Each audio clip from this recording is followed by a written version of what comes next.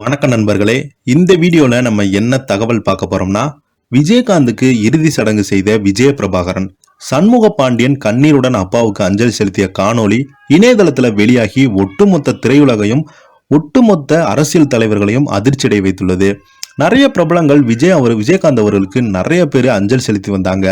ஆனால் இப்படி ஒரு நல்ல மனிதன் இறந்தது ஒட்டுமொத்த திரையுலகுக்கும் பேரதிர்ச்சி என்று பிரபு, ரஜினிகாந்த் போன்ற நடிகர்கள் எல்லாமே விஜயகாந்த் அவர்களுக்கு அஞ்சலி செலுத்திட்டு பேட்டியின் வாயிலாக தெரிவித்திருந்தாங்க. வாங்க என்ன தகவல்னு இந்த வீடியோல முழுமையாக பார்த்து தெரிஞ்சுக்கலாம். அதுக்கு முன்னாடி நம்ம சேனலை சப்ஸ்கிரைப் பண்ணாதவங்க எல்லாம் சப்ஸ்கிரைப் பண்ணிக்கோங்க. பெல் பட்டன் சிம்பிள் அமைக்கி நம்ம சேனலோட நோட்டிபிகேஷனை எனபிள் பண்ணிக்கோங்க.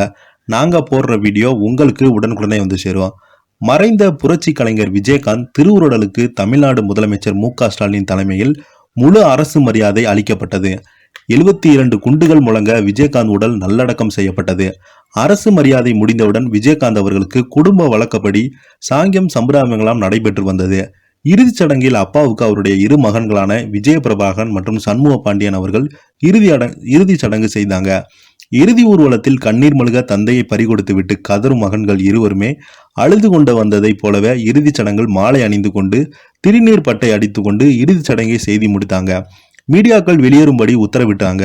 என்னையா பெரிய காசு பணம் சொத்து, இடுப்புல இருக்க அருணா கயிறை கூட அறுத்துட்டு தான் புதைப்பாங்கன்னு சொன்ன விஜயகாந்த் தனது சாதனைகள் முழு அரசு மரியாதையுடன் தற்போது புதைக்கப்பட்டுள்ளார். மதுரை மண்ணின் மைந்தன் விஜயகாந்த் அவர்கள் விஜயராஜ் தமிழ்நாட்டின் மக்களின் மைந்தன் கேப்டன் என்று விஜயகாந்தாக என்றுமே மனங்களில் நிறைந்து நிற்பார்.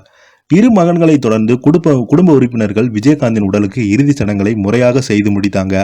சந்தன பேழலையில் வைக்கப்பட்டிருந்த விஜயகாந்தின் உடல் அவர் உருவாக்கிய தேமுதிக அலுவலக சாம்ராஜ்யத்தை நல்லடக்கம் செய்யப்பட்டது. ஓயாத சூரியனாக சினிமா மற்றும் அரசியல் உழைத்து வந்த விஜயகாந்த் இனி முழு ஓய்வெடுக்கப் போகிறார் என்று கேப்டன் விஜயகாந்துக்கு ரசிகர்கள் மற்றும் தொண்டர்களும் என பலரும் வீர வணக்கம் செலுத்தி ராஜ மரியாதையுடன் விஜயகாந்த் உடலை தேமுதிக அலுவலகத்தில் நல்லடக்கம் செய்தாங்க.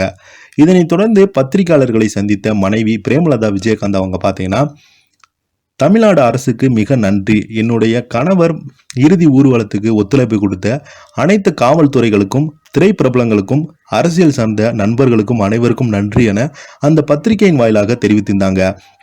2026 விஜயகாந்த் இல்லாத நாடாளுமன்ற தேர்தலை நம்ம சந்திக்க போகிறோம் என்று அவங்க குறிப்பிட்டிருக்காங்க. இதனைத் தொடர்ந்து விஜயகாந்துக்கு நிறைய பிரபலங்கள் அஞ்சலி செலுத்திட்டு வந்தாங்க. இந்த வீடியோ உங்களுக்கு பிடிச்சிருந்தா லைக் பண்ணுங்க, ஷேர் பண்ணுங்க, கமெண்ட் பண்ணுங்க. நன்றி, வணக்கம்.